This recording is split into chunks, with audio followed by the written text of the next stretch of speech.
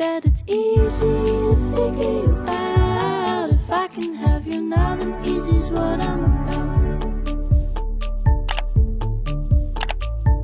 I think you might be the wrong person.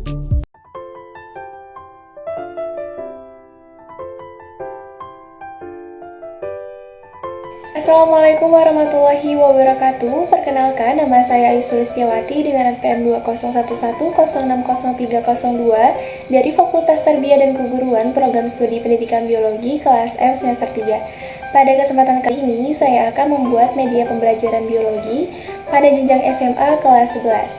Tepatnya membuat alat peraga sederhana, yaitu tentang sistem ekskresi pada ginjal pada proses pembentukan urin, yang diajukan untuk memenuhi tugas akhir pada mata kuliah media pembelajaran biologi dengan dosen pengampu Ibu Elva Fauzia MPD. Selamat menyaksikan. Di sini saya akan menunjukkan sebuah alat peraga atau biasa disebut juga sebagai media pembelajaran pada sistem ekskresi pada ginjal. Nah, tujuan pembuatan alat peraga ini adalah yang pertama, membantu peserta didik untuk dapat melihat lebih nyata mengenai ginjal sebagai alat pembentukan urin. Yang kedua, meningkatkan minat peserta didik dalam mempelajari ginjal sebagai alat pembentukan urin. Yang ketiga, membantu pendidik dalam menjelaskan dan mendemonstrasikan dari sistem kerja pada ginjal sebagai organ ekskresi manusia. Dan yang terakhir, diharapkan dapat meningkatkan hasil belajar peserta didik.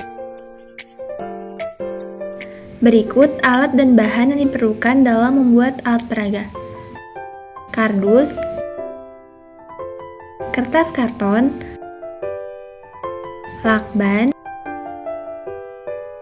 double tip, selang, gunting, botol bekas. Di sini saya sudah menyiapkan botol bekas yang sudah dilubangi bagian tutupnya, kemudian dipotong menjadi dua bagian. HVS, spidol, dan ada tiruan darah. Di sini saya membuatnya dari air dan pewarna merah. Langkah kerja.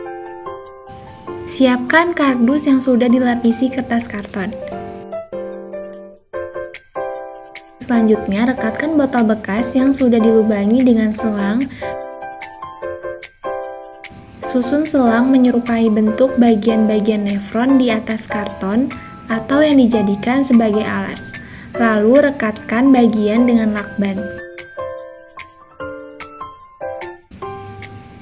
Jika sudah tersusun skema seperti ini, kemudian rekatkan kembali botol bekas dengan karton sebagai tempat penampungan atau kandung kemih. Berilah judul alat peraga dan keterangan di setiap bagian nefron.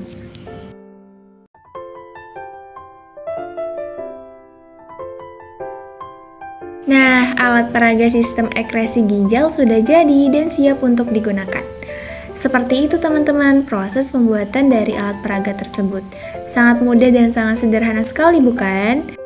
Sebelum saya menjelaskan tentang proses pembentukan urin dengan alat peraga tersebut, saya ingin menjelaskan terlebih dahulu sistem ekskresi pada ginjal. Nah, pengertian sistem ekskresi adalah proses pembuangan sisa metabolisme, yaitu urea dan zat yang tidak berguna lainnya dari dalam tubuh.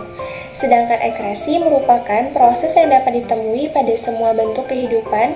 Salah satu organ pada tubuh manusia yang berfungsi dalam proses ekskresi adalah ginjal.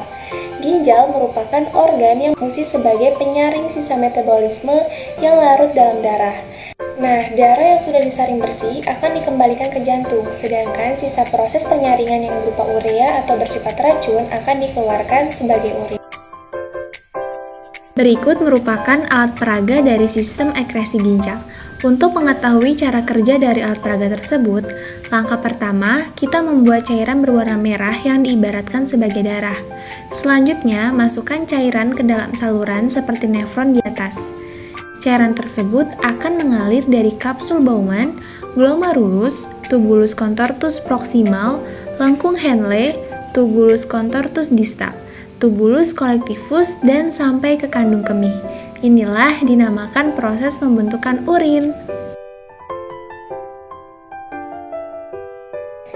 Pembentukan urin terdapat 3 tahapan, yaitu filtrasi, augmentasi, dan reabsorpsi. Ketika darah akan mengalir ke glomerulus, terjadi tahapan pembentukan urin berupa tahap pertama, yaitu filtrasi atau penyaringan. Pada tahap ini menghasilkan urin primer yang mengandung air, glukosa, garam, dan urea. Zat inilah yang nantinya akan masuk dan disimpan sementara dalam kapsul Bowman. Tahap kedua, setelah urin primer disimpan dalam kapsul Bowman, kemudian masuk ke saluran pengumpul. Dalam perjalanannya ke saluran pengumpul, proses pembentukan urin masuk ke dalam tahapan reabsorpsi. Zat-zat yang masih dapat digunakan kembali seperti glukosa, asam amino, dan garam tertentu akan diserap oleh tubulus proksimal dan lengkung Henle. Penyerapan kembali dari urin primer akan menghasilkan urin sekunder. Urin sekunder memiliki ciri berupa kandungan kadar urea yang tinggi. Tahap ketiga yaitu augmentasi. Pengeluaran zat augmentasi ini menghasilkan urin sekunder yang dihasilkan oleh tubulus proksimal dan lengkung Henle akan mengalir ke tubulus distal.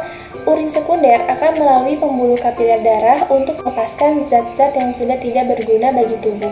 Selanjutnya terbentuklah urin sesungguhnya.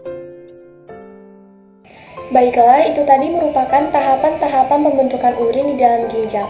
Adapun manfaat dari media pembelajaran alat peraga sederhana yang saya buat, yaitu dapat digunakan untuk menghilangkan kejenuhan peserta didik dalam belajar dan memudahkan peserta didik dalam memahami materi yang bersifat abstrak.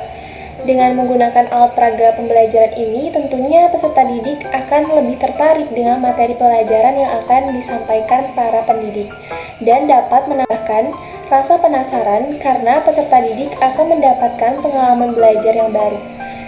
Sekian pemaparan video dari saya, kurang lebihnya saya mohon maaf. Terima kasih telah menyaksikan, semoga dapat bermanfaat.